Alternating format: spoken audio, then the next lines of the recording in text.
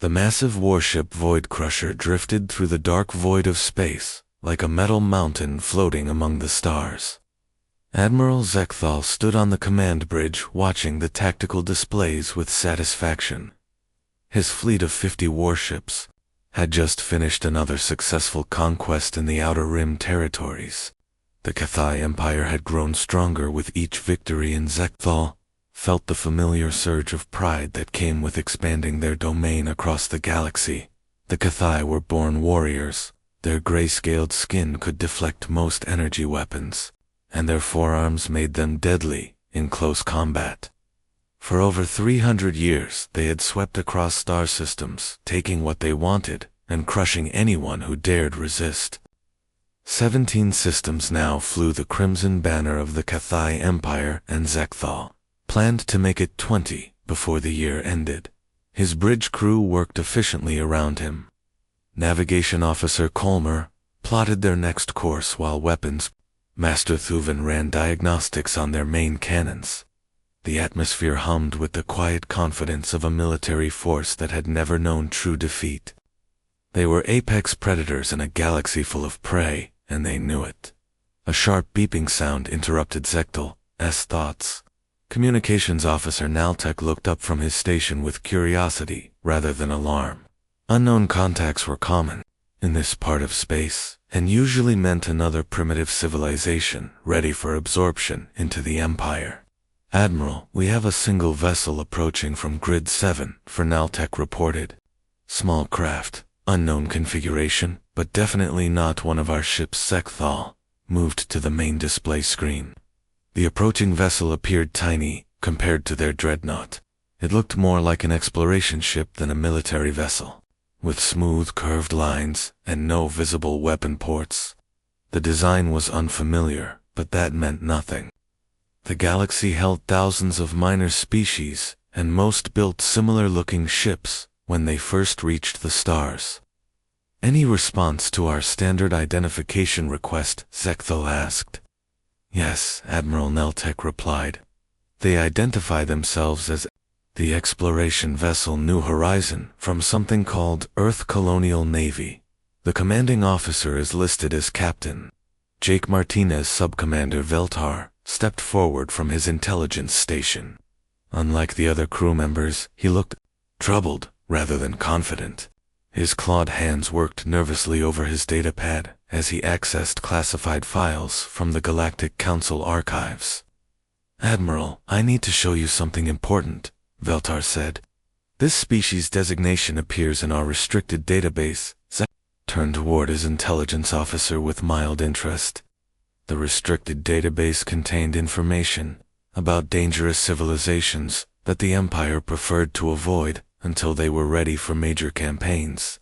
Most entries were ancient warnings about extinct races, or theoretical threats that existed more in academic theory than reality. What does it say? Zekthal asked. Veltar brought up the file on the main display. The text appeared in the standard Galactic Council format, but the warning level indicators showed maximum threat classification. The entry was surprisingly brief for such a high-priority listing. Species designation, human. Veltar read aloud. Origin system, Sol, third planet. Designation, Earth. Warning, classification, extreme threat. Council directive, do not engage under any circumstances. Military capability assessment, insufficient data, available. Recommend, complete avoidance. Several bridge officers made amused sounds that passed for laughter among the Cathai. The idea that a single small ship could represent an extreme threat seemed absurd to warriors who commanded 50 dreadnoughts. Zekthal himself felt a mixture of amusement and mild irritation at what he considered typical Galactic Council overcaution. Veltar, this is clearly outdated information or propaganda from weaker species trying to protect their allies. Zekthal said dismissively. Look at that vessel. It barely qualifies as a scout ship and shows no weapon signatures on our scans, Admiral. The classification date shows this warning was updated recently, Veltar insisted. Perhaps we should exercise caution. Zekthal's mood shifted from amusement to impatience. His officers were watching, and any sign of hesitation would undermine his authority. The Cathay respected only strength and decisive action. Backing down from a single small vessel would be seen as weakness, regardless of theoretical database warnings. Communications open a channel to this human vessel, Zekthal commanded. Standard conquest protocol. The main screen shifted to show the interior of the human ship. Captain Jake Martinez appeared to be a typical bipedal mammalian species, similar to dozens of others the Cathay had encountered. He had brown hair and calm blue eyes that showed no fear despite being surrounded by 50 warships.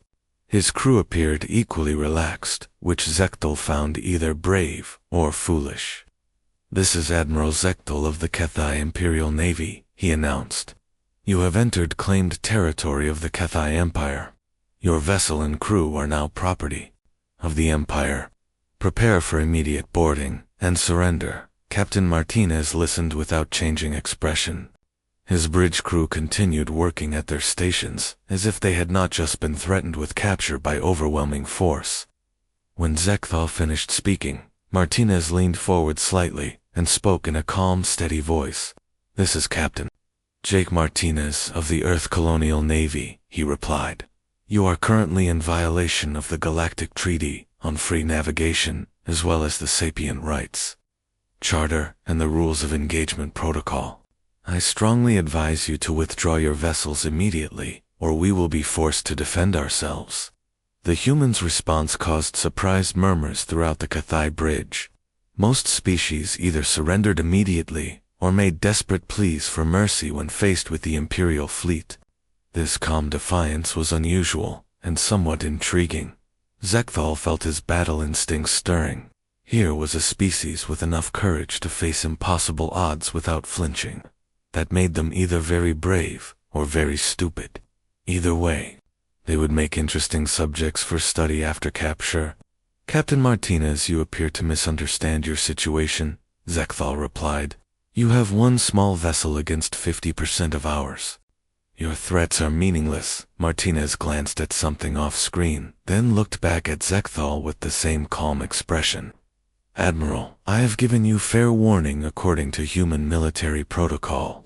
You have 60 seconds to begin withdrawal, or we will consider you hostile and respond accordingly." The transmission ended before Zekthal could respond. He stared at the blank screen for a moment, then began to laugh. The sound echoed across the bridge, and soon his officers joined in. The idea that a single exploration vessel could threaten the might of the Cathay Empire struck them as the height of absurdity. Weapons Master Thuvin disabled their engines, but leave the rest of the ship intact, Zekthal ordered. "I want to study these humans before we decide what to do with them." Thuvin's four arms moved across his control panel with practiced efficiency. The main cannons of the Void Crusher swiveled toward the small human vessel and prepared to fire. The energy beams from the Void Crusher struck the human vessel exactly where Thuvin had aimed them.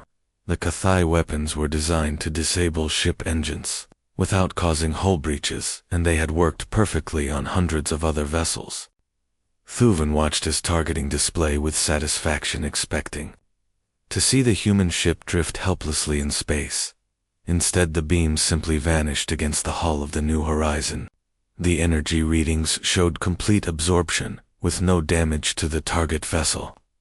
Thuvin stared at his instruments in confusion, then ran a quick diagnostic to check for equipment malfunction. Everything showed normal operation. "Admiral, the target appears to be undamaged," Thuvin reported. "Our weapons had no effect." Captain Martinez appeared on screen again.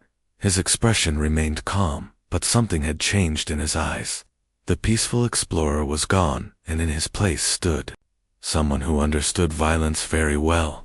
"Admiral Zekthal, you have just fired on a vessel of the Earth Colonial Navy," Martinez said.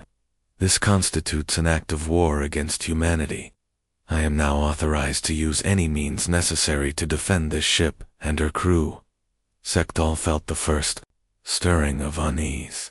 Ships that could absorb Cathay weapons without damage were not supposed to exist. His intelligence reports had never mentioned any species with such advanced defensive technology. All ships concentrate fire on the human vessel, Zekthal commanded. Maximum power 50 HFY warships opened fire simultaneously. The space around the New Horizon filled with deadly energy, as enough firepower to destroy a small moon struck the human ship. The brilliant display lit up the darkness of space, like a miniature star being born. When the weapons fire stopped, the human ship remained exactly where it had been. Not only was it undamaged, but its energy readings had actually increased. The vessel was somehow using the HFY attack to charge its own power systems. On the human bridge, Captain Martinez turned to one of his officers. "Tony, what's our power status?" Engineer Tony Walsh looked up from his console with something that might have been a smile. "Shields at full charge, Captain. Their weapons are actually helping us." "Should I return the favor?" "Negative," Martinez replied. "Ben, take tactical control. Lisa, plot an evasive course, but keep us in weapons range. Amy, send a message to Earth Command. Tell them we have contact with hostiles and are engaging under Protocol 7. Lieutenant Commander Ben Taylor moved to the weapons station while Navigator Lisa Brooks began plotting complex flight patterns. Communications Officer Amy Carter sent a burst transmission toward Earth using quantum entanglement technology that made the message instantaneous across any distance. Zekthal watched these preparations with growing alarm. The humans were not acting like victims. They moved with the precision of a military crew preparing for combat. More disturbing was their casual confidence in the face of impossible odds. "Admiral, perhaps we should reconsider," Veltar suggested quietly. "The database warning may have been accurate. We do not retreat from a single enemy vessel," Zekthal snapped. Continue firing. The HFY fleet maintained its bombardment, but the result remained the same. The human ship absorbed every attack and converted the energy into power for its own systems. Meanwhile, the New Horizon began to move in ways that defied everything the HFY knew about space combat. Most ships had to worry about crushing their crews with high acceleration maneuvers. The human vessel twisted and spun through space like it was dancing rather than fighting. It moved faster than anything its size should be able to move and change direction instantly without any regard for physics. "How are they doing that?" demanded. "Those maneuvers should kill everyone on board." Ben Taylor's voice came over the communication channel. "Target the lead destroyer. Single shot disable." Only the New Horizon fired for the first time. A thin beam of blue energy reached out and touched one of the HFY destroyers. The massive warship simply stopped working. Its engines died, its weapons powered down, and its lights went out. The ship began to drift helplessly, while its crew tried to figure out what had happened to their systems. "What did they do to the Ravager?" Thuvin asked, in shock. Before anyone could answer, the human ship fired twice more. 2 additional destroyers lost all power and began floating dead in space. The shots were so precise that they disabled the ships without harming the crews, but left them completely helpless. Martinez appeared on screen again. "Admiral Zekthal, this is your final warning. Human doctrine requires us to offer terms of withdrawal before escalating to lethal force. You have 30 seconds to order your fleet to stand down." The casual mention of lethal force sent a chill through the HFY bridge. They had just witnessed weapons that could disable their most powerful warships with single shots. If the humans had been holding back, what would happen when they stopped being merciful? "Admiral, we should consider withdrawal," Veltar urged. "These humans are not what they appear to be." Zekthal's pride warred with his growing fear. 3 of his destroyers were helpless, and the human ship had not even been scratched. The database warning was starting to make sense, but retreat meant admitting defeat to his entire fleet. "All ships continue attack," he ordered. "Ram the human vessel. If necessary." The nearest HFY cruiser accelerated toward the New Horizon, intending to destroy it through collision. The human ship waited until the last moment, then moved aside with impossible speed. As the cruiser passed the New Horizon fired again. This time the result was different. Instead of disabling the ship, the blue beam cut through the cruiser's hull, like it was made of paper. The massive vessel split in half and exploded in a ball of fire that lit up the surrounding space. That was a warning shot, Ben Taylor announced over the communication channel. The next ship that attempts an attack run will be completely destroyed. The Cathay fleet hesitated for the first time in their military history. They were witnessing technology that made their most advanced weapons look like primitive tools. Worse, they were facing an enemy that had been holding back during the entire engagement. Martinez came on screen one final time. "Admiral, your 30 seconds have expired. Earth Colonial Navy Regulation 47 states that any force which continues hostile action after receiving formal surrender terms will be considered an existential threat requiring complete elimination." The human ship began to glow with building energy. Power readings spiked beyond anything the Cathay sensors could measure. Whatever weapons the New Horizon carried were about to be used at full power for the first time. "Admiral, we must withdraw now," Veltar pleaded. The database classification was correct. These humans are an extreme threat. Sekthal stared at the energy readings climbing higher and higher. His pride had led them into a trap. The small exploration vessel was actually a warship in disguise, and now his entire fleet was about to face weapons that could cut through their armor. Like it did not exist. "All ships prepare for evasive maneuvers," he finally ordered, but he feared it was already too late. The quantum message from the New Horizon reached Earth in less than a second. Deep beneath the Rocky Mountains, Admiral Patricia Wells received the transmission in her command center and immediately understood its implications. Protocol 7 meant first contact with a hostile force, and Ben Taylor would not have authorized lethal force unless the situation was critical. Admiral Wells activated the emergency communication system that connected her to every human military installation across known space. Within minutes, President Kevin Stone appeared on her main screen, along with General Lucas Hayes from Colonial Marine Headquarters and dozens of other senior commanders. "Ladies and gentlemen, we have a code red situation," Admiral Wells announced. "One of our exploration vessels has made contact with a hostile alien force. Captain Martinez has been forced to engage under Protocol 7, which means they fired first and ignored surrender terms." President Stone leaned forward with concern. "What's the tactical situation, Patricia?" "Single ship against approximately 50 enemy vessels," Admiral Wells replied. "Captain Martinez is holding his own, but this represents exactly the scenario we've been preparing for. A peaceful human crew attacked by unknown hostiles." The response was immediate and unified. Every human commander understood what Protocol 7 meant. When any human vessel was threatened, the entire species responded as one. It was not just military doctrine, but something deeper that connected every human settlement across the galaxy. General Hayes activated his tactical display, showing the location of every human military asset within 100 light-years of the engagement. The numbers were staggering. What appeared to be a few dozen exploration vessels were actually supported by massive hidden fleets stationed throughout space. "I can have the 3rd Fleet there in 6 hours, General Hayes reported. "The 7th and 9th Fleets can follow within 12 hours. "Do it," President Stone ordered. "Full mobilization. I want every available ship moving toward that location." Captain Danny Rodriguez received his orders aboard the battlecruiser Earth's Fury while conducting routine patrols near the Centauri system.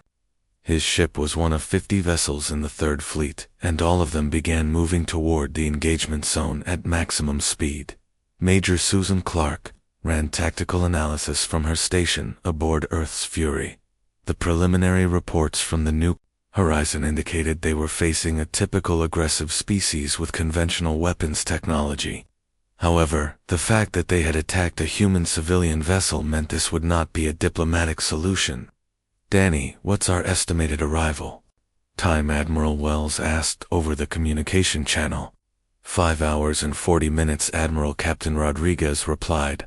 "The entire fleet is moving at emergency speed, Meanwhile, the Cathay Empire began receiving reports that terrified their military leadership. Scout ships throughout their territory detected massive fleet movements heading toward Admiral Zekthal's location. The humans were not just responding with reinforcements, but with what appeared to be a full-scale military mobilization. Supreme Commander Hector reviewed the intelligence reports with growing horror. The humans had somehow hidden enormous military fleets throughout space, and were now revealing their true strength for the first time.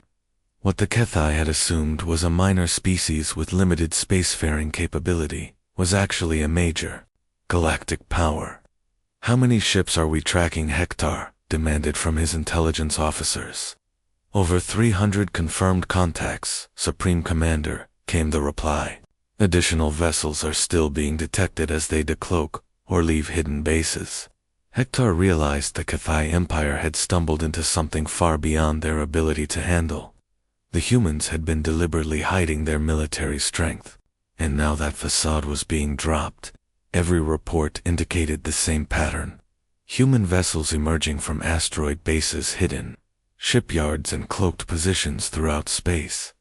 Back at the original engagement zone, the New Horizon continued its one-sided battle against the Cathay fleet. Ben Taylor had destroyed 6 more ships while disabling another dozen. The human vessel moved through space like it was dancing, while the Cathay struggled to land even a single hit. Captain Martinez opened communications with Admiral Zektho one more time. "Admiral, my government has been informed of this engagement. You now have approximately 5 hours to surrender your fleet before human reinforcements arrive. I strongly advise you to consider this option." Zektho stared at his tactical displays in disbelief. His 50-ship fleet had been reduced to 30 operational vessels, and none of them had managed to damage the human ship. Worse, his intelligence officers were reporting massive human fleet movements throughout the sector. "How many ships are coming?" Zektho asked. "Conservative estimate shows over 200 vessels," Admiral Veltar replied. "All of them appear to be military ships, much larger than the one we're currently fighting." The magnitude of the Cathay mistake was becoming clear. They had attacked what they thought was a helpless exploration vessel, only to discover it was actually a warship crewed by professional soldiers. Now the entire human military was responding to defend that single ship. Amy Carter broadcasts a message on all frequencies that could be heard throughout the sector. "This is Communications Officer Amy Carter of the Earth Colonial Navy. Human fleet assets are responding to an unprovoked attack on our vessel. Any ships belonging to the aggressor force have 5 hours to surrender before the arrival of our main battle fleet." The message was picked up by dozens of different species throughout the region. News of the engagement spread quickly, as various civilizations realized they were witnessing something unprecedented. The humans had hidden their true military power for decades, and were now revealing it. In response to an attack on their people, Colonel Steve Mitchell received deployment orders aboard the assault carrier New York. His regiment of colonial marines began preparing for boarding operations against hostile alien vessels. Unlike the crew of the New Horizon, these marines were not pretending to be anything other than professional soldiers. "Colonel, what's the tactical assessment?" General Hayes asked over the secure channel. "Standard suppression and boarding operations." General Colonel Mitchell replied. "These aliens appear to use conventional weapons and defensive systems. Our Marines should be able to handle them without difficulty." The approaching human fleet represented something the galaxy had never seen before. Every human ship was designed and built by a species that had spent centuries perfecting the art of warfare. Their technology was decades ahead of anything the Cathay possessed, and their crews were trained to a standard that made them nearly unstoppable in combat. Commander Ashley Gray prepared her stealth destroyer, Silent Hunter, for deep reconnaissance missions against Cathay bases. Her ship could gather intelligence while remaining completely undetected, and her crew specialized in electronic warfare that could disable entire enemy fleets.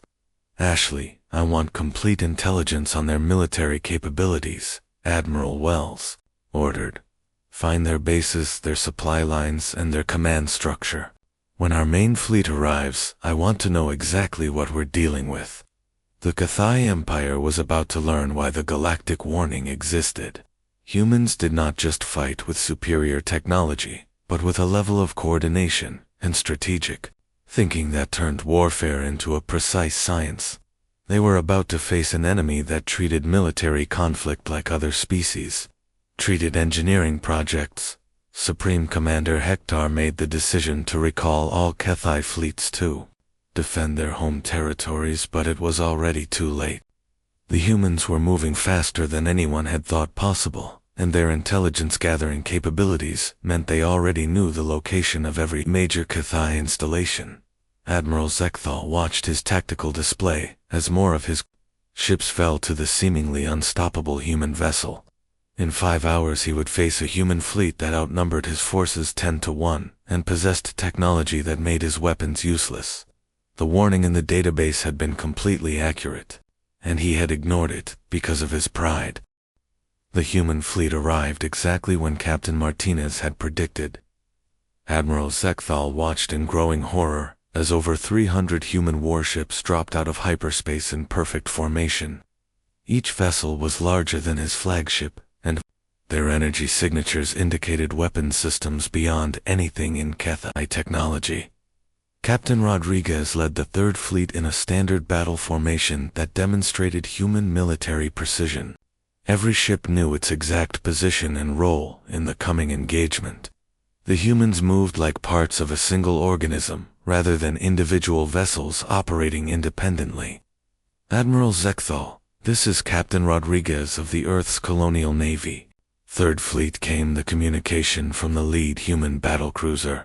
"You are ordered to surrender your remaining vessels immediately. Any ship that continues hostile action will be destroyed." Zekthal looked at his tactical display with despair. His fleet had been reduced to 18 operational ships during the 5-hour battle with the New Horizon. Now he faced over 300 fresh human vessels with weapons that could cut through Cathai armor like paper. "Supreme Commander, this is Admiral Zekthal," he transmitted to Cathai High Command. "I am requesting immediate reinforcement." The human military response exceeds all previous estimates. Supreme Commander Hector's reply carried the weight of terrible understanding. "Admiral, our entire fleet consists of 200 ships. The humans have committed more vessels to this single engagement than our entire empire possesses. There will be no reinforcements. The Cathai had built their empire by attacking species with primitive weapons and limited military capability. They had never faced an enemy that could match their technology, let alone surpass it completely. The humans represented something entirely outside their experience. Colonel Mitchell's Marines began boarding operations against the disabled Cathai vessels. The aliens discovered that humans were not only technologically superior, but physically adapted for combat in ways that made them terrifying opponents in close quarters fighting. The first boarding party encountered Cathai defenders in the corridor of a disabled destroyer. The aliens were larger and stronger than individual humans, but they moved slowly and thought in predictable patterns. The human Marines used tactics and equipment that turned every engagement into a one-sided massacre. Sergeant Nick Powell led his squad through the alien ship with mechanical efficiency. His armor protected him from Cathai weapons, while his own rifle could penetrate their natural scales with ease. More importantly, the humans fought as a coordinated unit that anticipated each other's movements perfectly. "Corridor secured," Powell reported.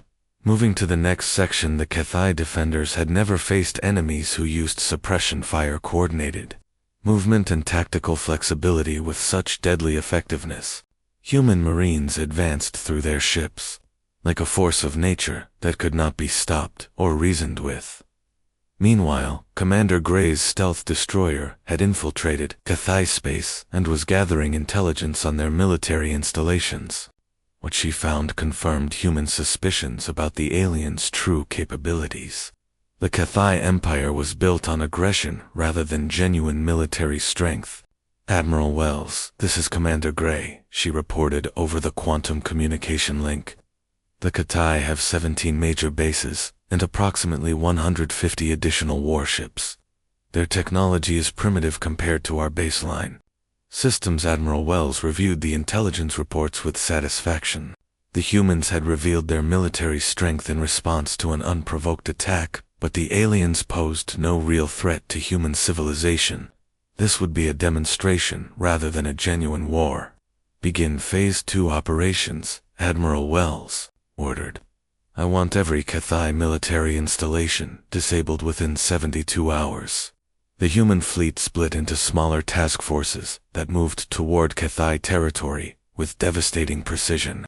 Each group targeted specific installations while maintaining perfect coordination with the overall battle plan. The aliens watched helplessly as their empire came under systematic attack. Dr. Helen Porter studied the captured Kathai prisoners aboard the flagship Terra's Wrath. As a xenobiologist, she was fascinated by the aliens' physiology but also horrified by their military doctrine. The Kathai had built their entire civilization around conquering weaker species. Admiral, these aliens have enslaved dozens of different species, Dr. Porter reported. Their empire is based entirely on subjugating primitive civilizations that cannot defend themselves. Captain Martinez joined the main fleet after transferring tactical control of the New Horizon to his regular crew. His exploration vessel had performed exactly as designed during the engagement. Every human ship carried military-grade systems, because humanity had learned to expect hostile first contact scenarios. Jake, how did your crew handle the transition from exploration to combat mode? Admiral Wells asked during the tactical briefing. Standard procedure, Admiral Martinez replied. Every member of the exploration service receives combat training as part of basic certification. We've been preparing for this type of scenario for decades. The Kathai Empire began to collapse as human forces systematically dismantled their military infrastructure. Unlike typical conquerors, the humans did not simply destroy everything but carefully disabled installations while preserving the alien population. Their goal was elimination of the threat, rather than genocide. Major Clark coordinated the liberation of Kathai slave worlds from her position aboard Earth's Fury. Human forces found dozens of species that had been conquered by the aliens, and immediately began providing medical care and humanitarian assistance. The contrast between human and Kathai behavior was striking. Captain, we're receiving surrender requests from 14 different Kathai installations, Major Clark reported. They're offering complete capitulation in exchange for protection of their civilian populations. Captain Rodriguez authorized the surrenders but maintained strict security protocols. Human forces had learned not to trust enemies who had proven themselves willing to attack civilians. The Kathai would surrender under human terms or face complete destruction. Admiral Zekthal finally attempted to surrender his remaining fleet, but discovered the most chilling aspect of human military doctrine. Captain Rodriguez informed him that attacks on exploration vessels were considered crimes against humanity and would be prosecuted accordingly. Admiral Zekthal, your forces fired on a civilian exploration mission, Rodriguez explained. Under human military law, this constitutes an act of terrorism. Your surrender is noted, but you will face trial for crimes against sapient beings. The Kathai had expected either death or slavery as the price of defeat. Instead, they found themselves facing something unprecedented in their experience. The humans intended to hold them accountable for their actions under a legal system that recognized the rights of all sapient species. Commander Gray's intelligence gathering revealed the full scope of Kathai crimes against other civilizations. 17 star systems contained evidence of systematic oppression, slavery, and worse. The humans realized they were not just fighting an aggressive empire, but liberating its victims. Admiral Wells, we've confirmed the Kathai have been committing genocide against species that resist their conquest, Commander Gray reported. Recommend complete dismantlement of their military and government structures. Admiral Wells authorized the final phase of operations with grim satisfaction. The humans had not sought this conflict, but they would ensure it could never happen again. The Cathai Empire would be completely restructured under human supervision to protect future victims. Supreme Commander Hector made one final desperate attempt to negotiate a settlement that would preserve Cathai independence. He contacted Admiral Wells directly and offered territorial concessions in exchange for withdrawal of human forces. Supreme Commander, your empire attacked our people. Without provocation, Admiral Wells replied, "You have forfeited any right to negotiate terms.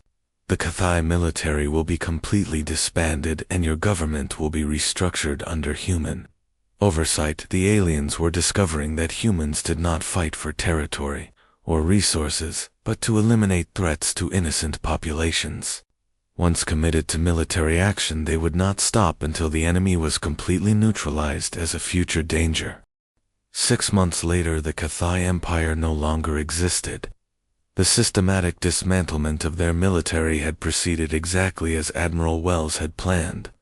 Every warship had been either destroyed or converted to humanitarian purposes under human supervision. The former empire's territories were now administered by the Human Colonial Authority, with the primary goal of rebuilding civilizations that had been damaged by Cathai oppression. Fleet Admiral Gregory Adams stood on the observation deck of the new administration center built in orbit around the former Cathai homeworld. Below him, the planet showed signs of rapid reconstruction as human engineering teams worked alongside former subjects of the empire to build better infrastructure and living conditions. The transformation had been remarkable, even by human standards. Species that had lived under Cathai oppression for generations were now receiving advanced medical care, educational opportunities, and technological assistance that elevated their civilizations by centuries in mere months.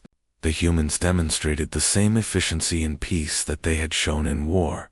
Dr. Porter continued her studies of the various species liberated from Cathai control. She had established research centers on 12 different worlds, where teams of human scientists worked to preserve alien cultures while providing advanced technology and medical care. The goal was rehabilitation rather than replacement of existing civilizations. Admiral Adams were seeing remarkable progress in the former slave worlds, Dr. Porter reported during the weekly briefing. Most species have adapted to freedom faster than our projections suggested. Several are already requesting membership in the Galactic Council. The irony was not lost on human leadership. The Cathaya had attacked a single exploration vessel, and in response, had triggered the emergence of humanity as the dominant military power in the galaxy. What had been intended as a simple conquest had instead resulted in the complete restructuring of galactic politics. Captain Martinez had been promoted to admiral and given command of the new diplomatic corps that was establishing formal relations with dozens of species throughout the region. His experience with first contact protocols made him ideal for managing humanity's transition from hidden observers to active participants in galactic civilization. Admiral Adams, the Galactic Council, has formally requested a meeting with human leadership, Admiral Martinez reported. They want to establish diplomatic relations and discuss humanity's role in galactic security. The meeting took place on the neutral station, New Geneva, that had been constructed specifically for diplomatic purposes. Representatives from over 50 species gathered to witness humanity's formal introduction to galactic civilization. The atmosphere was tense, as many species struggled to understand how humans had hidden their true capabilities for so long. President Stone led the human delegation with characteristic directness.